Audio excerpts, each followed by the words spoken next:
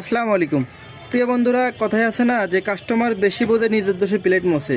তো এইটা একটা হচ্ছে রাইস কুকারের কয়েল, নর্মাল একটা কয়েল। তো এটা কিছুদিন আগে লাগিয়ে নিয়েছে, কোথা থেকে লাগিয়ে নিয়েছে জানি না। তো এই কয়েলটা দেখা যাচ্ছে সম্পূর্ণ ভালো আছে, কিন্তু আসলে এটা আসলে রাইস কুকারের কয়েল নষ্ট হলে অনেক সময় বাঁকা হয়ে যায় বা কোনো এক জায়গায় গলে যায়।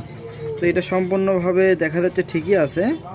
তো আমি একটু কয়েলটা একটু মাপতে দেখি। হ্যাঁ, তো আমি হচ্ছে মিটারটা নিলাম, কয়েলটা একটু মাপতে দেখি। দেখেন, কয়েলে কোনো প্রকার রিডিং নাই। হ্যাঁ, কয়েলে কোনো প্রকার রিডিং নাই, তার মানে হিট হয় না। তো এই কয়েলটা কোনো প্রকার রিডিং নাই, তো কাস্টমার এই রাইস কুকারের কয়েলটা নিয়ে বেশি দিন ব্যবহার করতে পারেনি। তো আমি এখন হচ্ছে অরিজিনাল যে 600 গ্রামের যে কয়েল আছে, কালো কয়েল, এটা আমি লাগিয়ে দেব। একটু রিডিংটা দেখি এটার। এটা রিডিং হচ্ছে, এই যে এটা ভালো দেখাচ্ছে, তার মানে এটা ঠিক আছে। হ্যাঁ, এটা নতুন একটা কয়েল। তো এই কয়েলটা আমি একটু এখন ইনস্টল করে দেব। তো ধন্যবাদ, সবাই ভালো থাকবেন। আসসালামু আলাইকুম।